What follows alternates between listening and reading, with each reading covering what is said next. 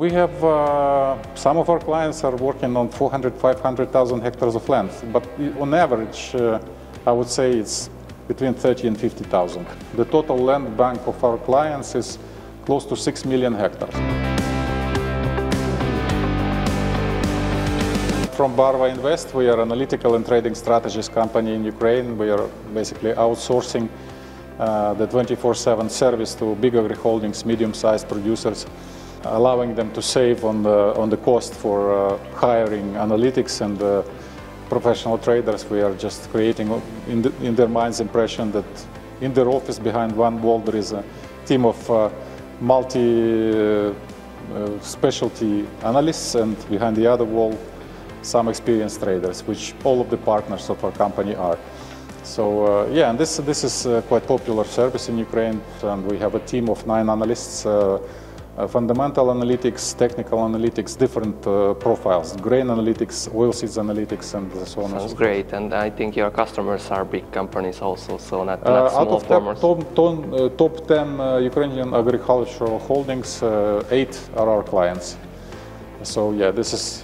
So you have a lot of data from them. It's really good things to you. Well, we are able to be valuable for them, of course. Some of the information exchange, you know, when you communicate with the client, with many of them we communicate on a weekly basis, some of them on a monthly basis. We get a lot of important feedback from them as well. What's happening on the market? You know, some of our clients are so deeply integrated with us, they're consulting on the very particular questions. Like, for example, one of the clients now has the idea to sell new crop wheat, but he wants to get a hedge of it, so to buy back either Euronext or one of the wheat types in Chicago Board of Trade. So we are analyzing for them the spreads, how these derivative instruments are correlating with each other, whether it makes sense to do it, because if you compare Ukrainian and American wheat, it could really put you on a stretch, on a very painful stretch, because our wheat could be getting costlier and American wheat could be collapsing in price. So this kind of hedge doesn't work. So we are for them the tools to verify the reliability and how realistic and useful it will be to implement this or the other idea. Yeah. Our farmers need to find now, and they are already searching for creation of additional value. We can see that they are in the money, they have the cash, and it's very good, but they are now currently considering where to invest to. And in some cases we see that some investments are done just because everybody does it, I will do it too, you know, which is a little bit surprising, but I think this is the challenge. You know, when you build a factory which is processing 30, 50, 70,000 tons of corn into bioethanol per year, and you're just doing it out of the blue, it doesn't make sense. The business plan would never be granted a credit if you went to the bank with it. But they have the cash, and they need to do something with it, because this hryvnia will be devaluating and whatever. So I think the main challenge is to find the function of utilizing the excessive funds into efficient investments. I would put it this way. What do you think the grain market, global market now? I think if you're talking about corn, we are, you know, there is a classic correlation of corn and soybean ratio of prices in the United States, which is detrimental for those farmers in the United States, in which direction they will be increasing or decreasing the planted area. So in February 27, 28, I think we will have a farmer forum in the United States, which is the first USDA event when unofficial, informal estimates are made whether the corn areas will be higher or lower. Everything is pointing at the corn to be expanding in areas. And this could be the ceiling for the corn prices. So in my opinion, next year, but current tight S&D globally, we will have expansion of corn planted areas. Same applies for Ukraine as well. And this is why I think that current prices for the new crop could be one of the highest levels which are there in the market. We are talking $200 delivered to the port in Ukraine. I think it's a very attractive price, and I think that most of the next season we might spend at the lower levels. So I'm expecting larger production of corn, smaller need by China because they are distributing the GMO seeds now to their farmers, and maybe they will increase the local production, weather permitting, of course, to the levels which will put their import needs at the minimum marginal levels, and China will not be the price driver so much anymore. Speaking of wheat, I think Northern Hemisphere has some concerns for me in respect of winter crop condition, excessive frost in the States, no snow, not everywhere there is sufficient snow cover. We can see freezing temperature now in Ukraine, also snow is not everywhere. There was dried autumn, relatively minimal snow during the winter in Russian South Federal District and Volga District. And there are some long-term focus for temperature regimes through June, which are showing higher risk of higher temperatures. So I think for wheat in Northern Hemisphere, not everything is okay already as is, but we still have a couple of challenging windows in process of vegetation. It could be a drought window between May and June. It could be excessive rains right before harvest, which could spoil the quality.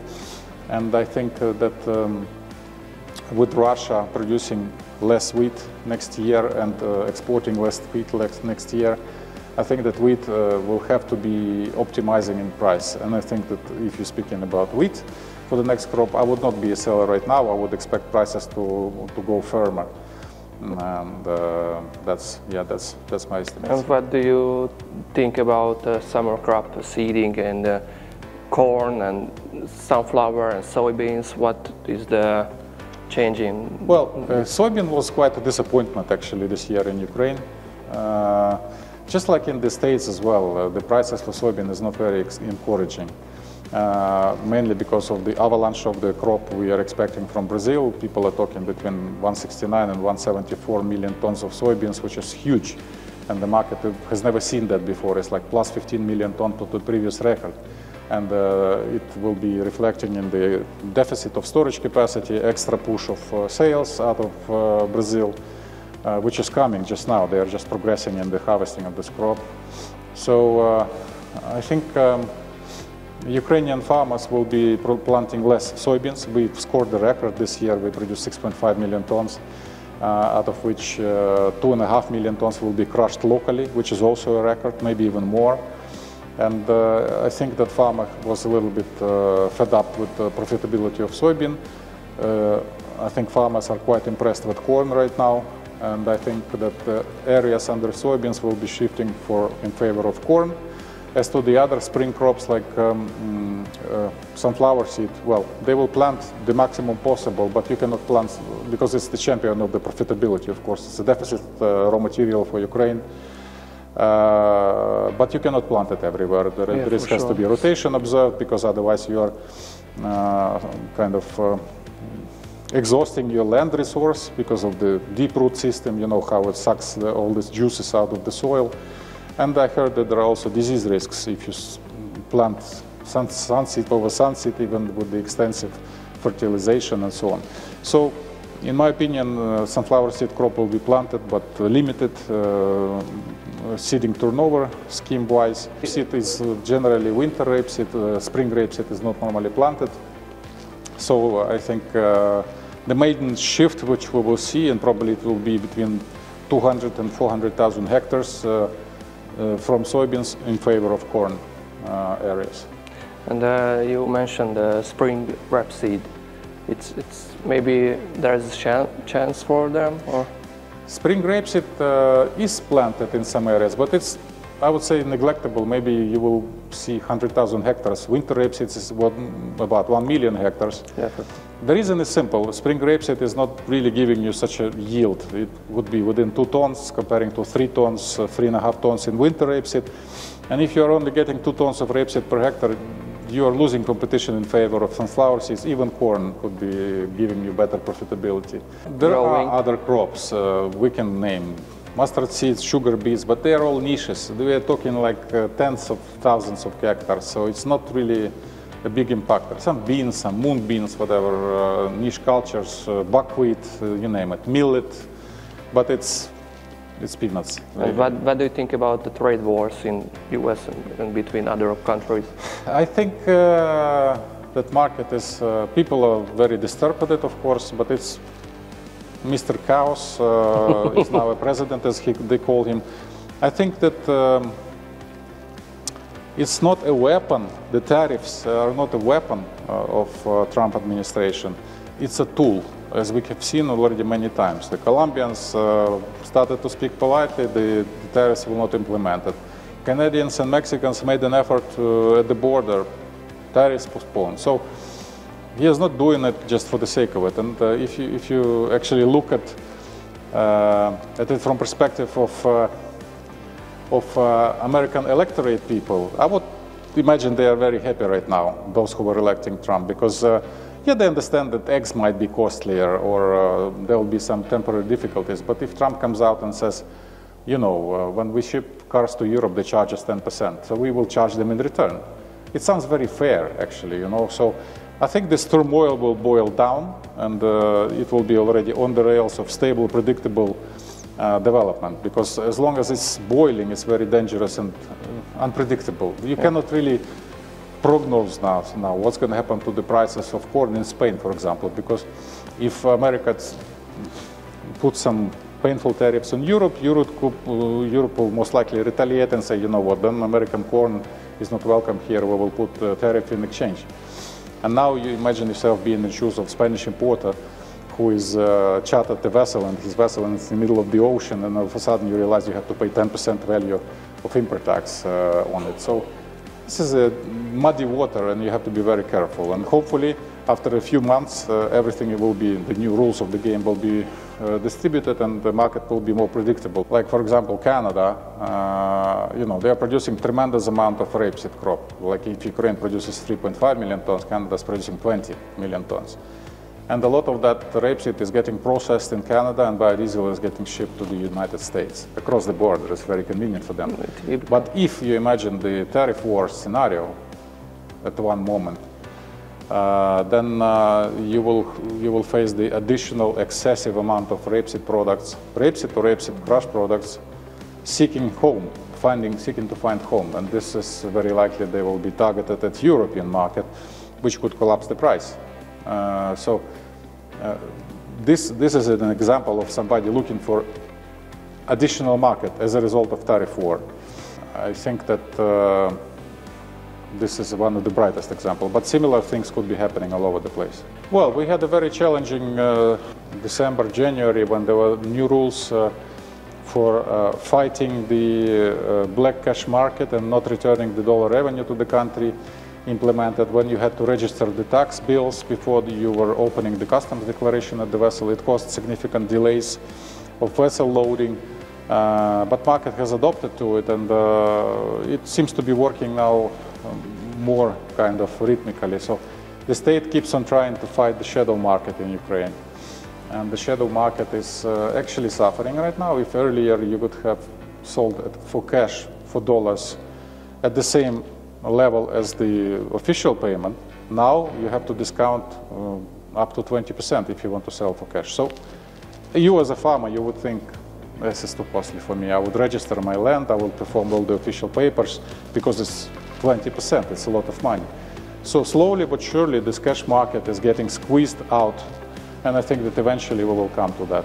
We've heard that in a lot of countries, like in Romania, for example, they also had up to 50% shadow market. Now it's not there anymore because of the regulations, and it became white, and it's good for the country because the taxes are paid and everything is official. Year 25. Year 25, I'd say back to normal rhythm of operations, hopefully, out of Black Sea, and stable, predictable future. Corn market. Corn market, don't miss a chance to sell.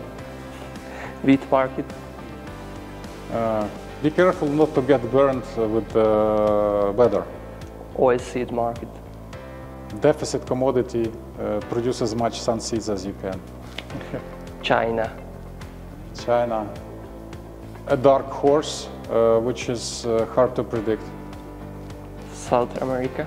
South America is a huge powerhouse of production of agricultural products. And for the last one is a Green Deal in EU. Good idea, but you have to be having a mentality of planet Earth. It's good to set examples, but when you are so ecologically friendly and India and China are polluting like hell, smoking the skies, it's the same planet. So you either have to stop hurting your own farmers with false goals or find the leverage to influence and impact those who are actually polluting worse than you are. This is the reason why US is actually out of this climate agreement of Paris, because it's a self-deceit. You are kind of suffocating yourself, restricting yourself, while the others are keeping on polluting the earth and creating their own GDP and prospering. So it's one goalie game, it's not fair.